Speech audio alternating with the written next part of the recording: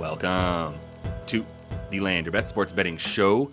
Late night here on Sunday. Last game actually finishing up while we're recording. We've got 8 games on the slate for Monday night, and half of the teams playing are going to be on the second leg of a back-to-back. So we don't have enough yet to make a ton of bets, and we're not betting overnights anyway. But I do have 7 looks in the 3 games that have props available to me right now, and I want to get those over to you in case you want to add those to the card for tomorrow. As always, we'll be waiting for that injury news and rotation stuff to come out on Monday so we can properly make our bets tomorrow on the live show and a little bit before as well. But if that all sounds good, go ahead and give this video a like. Let's get into everything we've got for Monday.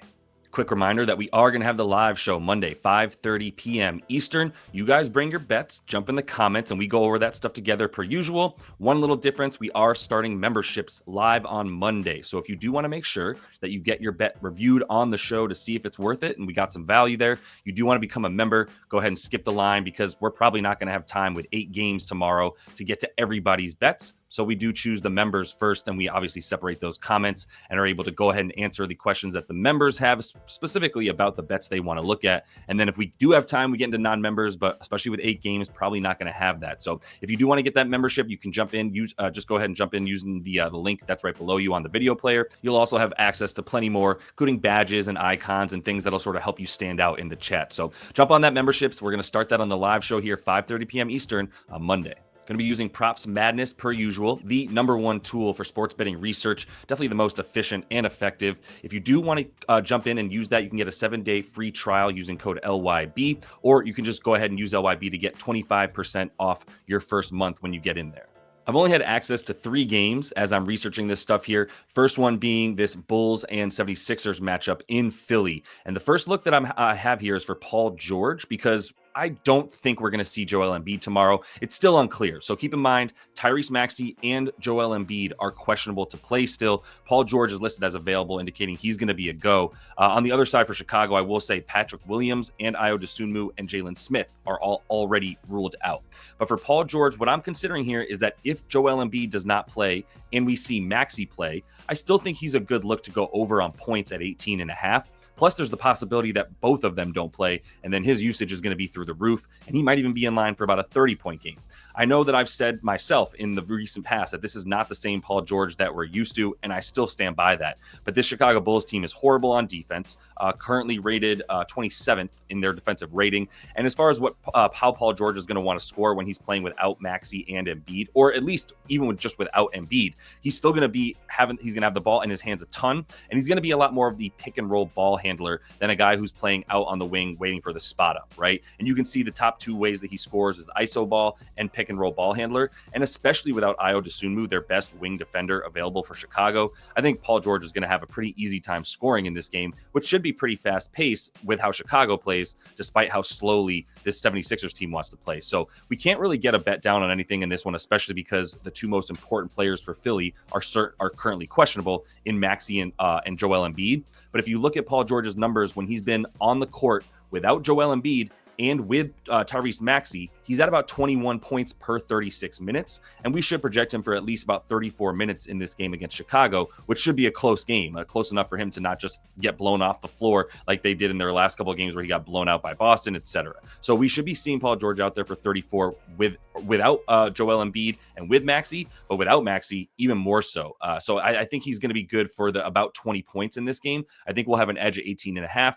But we need to wait and see, because if Joel Embiid and Tyrese Maxey play, I would actually be going under on the 18.5 before I'd go over for Paul George. The other guy I'm looking at here on Philly is Kelly Oubre, waiting to see once again what happens with Embiid and Maxey. But if my prediction that Embiid does not play and Maxey does play comes true, that's kind of how I'm looking at all the stats that I want to know about. So for Kelly Oubre, I'm looking at the rebounds, and these are at 6.5 right here.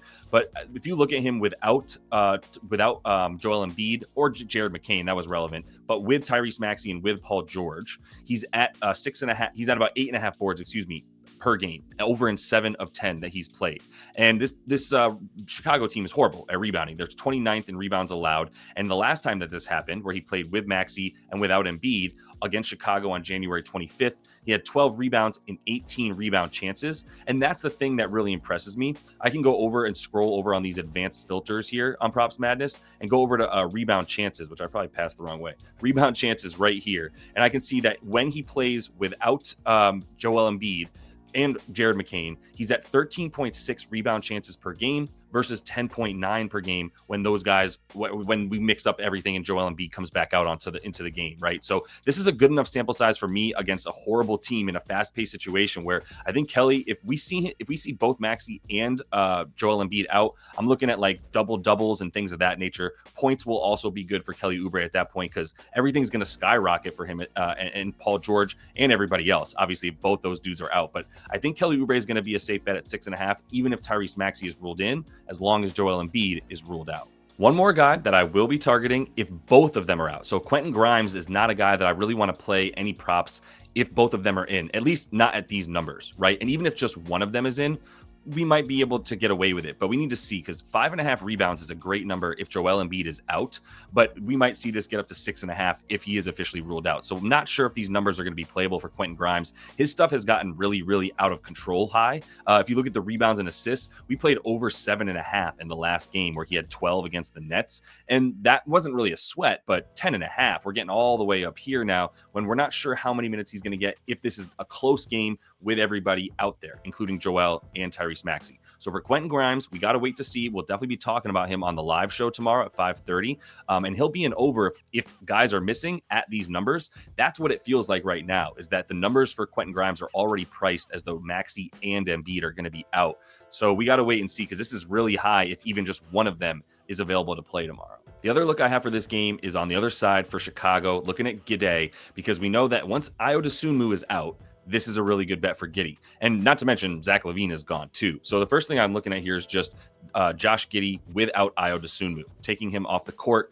And there have been 11 games this season that he's just played without Ayo. The points, not great. I mean, 13.2, and obviously in the last two, 24 and 18, and both those, one of those actually with Ayo. But if you look at him more so on the dimes and the boards, that's where we get a lot of value. On the rebounds especially, we played this last game for him, 6.5 boards to the over against Phoenix. He got the 8 there. We tried to ladder him to 9 and 10, couldn't quite get there. Only had 9 rebound chances in this last game. But Philly, awful rebounding team as well. It says they're allowing 16th. They're 16th in rebounds allowed, but they're also playing at a slow pace. Their rebound percentage is in the bottom 5 in the league. So percentage-wise, they're not getting rebounds compared to like just not giving up a ton of them. But for Giddey, the boards are still going to be a great play against this team, with or without Embiid. I don't really care. We're just waiting to see what happens with this number, especially because I'm not betting overnights right now, which I've spoken about. Not right now, just in general, because I'm not trying to get my account limited, and I'm not trying to get your guys' accounts limited by playing too many overnight bets. Happy to answer any more questions about that. But for Giddey, rebounds are great. So are assists. I like rebounds and assists together at 14.5. If this is still available at this number, I think this is going to be the best value. I'm not quite as interested in adding the points, although they're still not a bad bet. They've gotten a little bit high for my liking. 15.5, even without Ayo, just not putting him out there. He's still at like 13 per game, even in the minutes he's playing, which is like 31.5. He should be good for about 34 in this one. But the key here is going to be the rebounds and the assists. He's averaging about 16 rebounds and assists per 36 minutes without Ayo Dosunmu on the floor. So we should be good to get the over here at 14.5 on his rebounds and assists. As we move over to Blazers and Jazz in Utah, go ahead and give this video a like if you're getting anything out of it and it's helping you at all. But as we dive into this one, not much available for Utah because we have a ton of guys that are either not available or questionable to play. We've got Clarkson, Collins, and Sexton already out, but both these guys that you see available for Utah right here, Markkanen and Kessler, both those guys are questionable to play. So they're not even giving us props for other guys because of how important these two are to the props and how much they'll impact guys on their team, like Isaiah Collier, who I know we're going to be talking about in the live show tomorrow. And no matter what, I need to be hitting over on his assists because I've missed out on 2 straight double-doubles that Isaiah Collier has gotten. At any rate, looking at the Blazers players, I do like something in here, and it's going to be Toumani Camara, because when we look at who's available for them, we just know who's out. It's going to be DeAndre Ayton and Robert Williams, the third. Both those guys are out, so we will be seeing more props for them start to pop up tomorrow. But the one guy I can already look at here is Toumani Camara has been getting minutes, points, and rebounds and assists. And that's what I'm looking at for him as well. Like right now, this is at 1.5 assists, but it's only available on one book. I don't want to take it by itself at minus 155. I'd rather add it to the rebounds and also take in a rebounds and assist prop for Toumani at 8.5. On the season, he's at 8, right? But if you look at the games where he's playing big minutes, and right now he's been averaging a ton of minutes. You look at the last 11 games with Jeremy Grant, because Jeremy Grant is going to be available in this game as well. And I think that's important because those guys kind of take from each other, right? But if you put Jeremy Grant on the floor, he actually gets more rebounds because Jeremy Grant is the one playing out on the wing and out in the corner, and Toumani is crashing the boards. Jeremy Grant's kind of allergic to the paint, so he doesn't get down there very often. That leads to more rebounds, actually 9.8 per game for Toumani when he's playing with Jeremy Grant. Over in 12 of his last 20 without Grant, and on the season, still a pretty good hit rate here. Wow, he's played a lot of games. Oh, this is with Jeremy Grant. Good, yeah, I'm saying. So 41 games, over in a little bit more than half of them, but especially as of late, like we just saw in the last roughly 22 games or so, really nice hit rate, really nice averages on the rebounds and assists. And a big reason for that is going to be the uptick in minutes that we've seen over the course of like the last 11 games for him. The average minutes per game for Toumani Camara has gone up to 36. So in 36 minutes, or let's give him a projection of about 34 as well, he still is averaging about 12 rebounds and assists per 34 minutes that he plays when he's going to be out there with these guys that we're going to see him playing alongside. So I'm looking at the rebounds and assists for Toumani. Obviously, once again, not available on too many books. So we'll wait to see tomorrow what happens with this stuff and if we can still get this at 8.5. I've got two looks for you from Charlotte and Sacramento in Sac, and they're both for Charlotte because I do not know what to do with this Kings team. We know that actually we don't know yet what Sac's injury report is going to be, so I'm waiting for that to come out. But I know that I don't love the idea of more DeMar DeRozan and Zach LaVine on the court together, so I don't really want to have to bet on that. The only thing I'd be considering as of right now is Malik Monk assists because he's still the guy with the ball in his hands the most. He's leading this team in touches over the last 7 games since Zach LaVine has been a part of the Kings, and obviously since De'Aaron Fox has been gone as well. Malik Monk has been out-touching everybody. He's got the ball in his hands the most. He's got the most potential assists by far. He's averaging about 13 in the last 7 games per game, which should be good. He's actually getting really unlucky. He's had multiple assists games with like 9 for 4 assists, 17 potentials that turned into 9. That was pretty normal, but like 11 potentials that turned into 4, 14 that turned into 8. So like when he gets a ton, he's good. But the point is like he should even be getting a few more dimes out with the amount of potential assists that he's getting, which makes him feel ripe for actually getting these assists soon as you sort of progress to the mean, to the average, right? And things sort of come back to normal. But we'll see. I don't love it against the Hornets either, who are a very slow, choppy team that don't actually give up very many assists. So I'm looking at stuff on Charlotte here. And the first guy I'm looking at is Lamelo Ball. I really like his assists in this one. And there's a couple things that I'm looking at here. First of all, we know that on this side of the ball, we're not going to see Mark Williams. We already know a ton of guys for Charlotte out in addition to Mark Williams, right? Grant Williams, Brandon Miller, Trey Mann, bunch of other guys that we don't even really care about. They're just missing a lot of guys. Most important is that Mark Williams has been listed out. So the first thing I'm looking at with the assists is like, does LaMelo still get those dimes without Mark Will and without Brandon Miller? All right, he's only over in 3 of 7, averaging 5.9 per game. But if you look at him this season as a whole, when he's playing with these guys off the floor, he's averaging almost 12 rebounds per 36 minutes, and he should be good for about 35 plus. He never plays less than that, right? If you look at his last bunch of games, unless they're getting blown out by 53, like they did in their last one to Portland. He's playing 33. He got hurt in this one for 10, but 36. Every game he's not getting hurt, he's playing 30. Let's put it that way. So as long as he stays healthy in this game against Sacramento, he should be good for the minutes here. On the season, he's at 7 assists per game. And like I said, I love the way that he's playing without Brandon Miller on the floor. And even without Mark Williams, he still is at about 12 assists per 36. Scroll down. First of all, I've shown you guys this before, but I want to make sure you see there's a season assist chart, easy for me to say, now available on Props Madness. One of the best features here, you can actually see where guys are assisting on the floor and how the other team defends that area of the floor against assists. So for instance, above the break here is where LaMelo is getting 29% of his assists, and the Sacramento Kings are 28th, limiting assists in that area of the floor. So really nice, helpful chart here that shows you where guys get assists. I haven't seen anything like this yet anywhere else, especially not for a price as cheap as like $20 per month.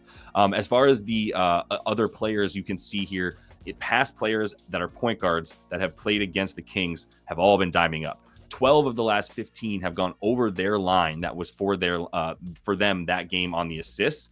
They're all averaging about 1.3 more assists than their season average when they go up against the Kings. That's crazy good numbers, right? So love this hit rate for similar guys that to Lamelo and how he plays and the position that he plays. All these guys going over, all of them averaging together about 7 assists per game in the last 15. And Lamelo gets more dimes than a lot of these guys. So gotta love the way that he's playing here. Gotta love the dimes, I should say, against a Kings team that gives up the 9th most on the season. The other one I want to look at with you is just Miles Bridges, and I want to warn you about the rebounds because we have played this a good amount and felt really good about this bet in a lot of good situations, especially when he's playing without Mark Williams. But this Kings team is one of the best rebounding teams in the league. They're 11th in terms of the amount of rebounds they allow to the opponent. And when Miles Bridges has played with Lamelo Ball, but without Mark Williams and everybody else that's out tonight, Grant Williams, etc., he's still only averaging about 8 rebounds per 36. So don't love it in a situation that it's like, yeah, he's at 6.5 rebounds,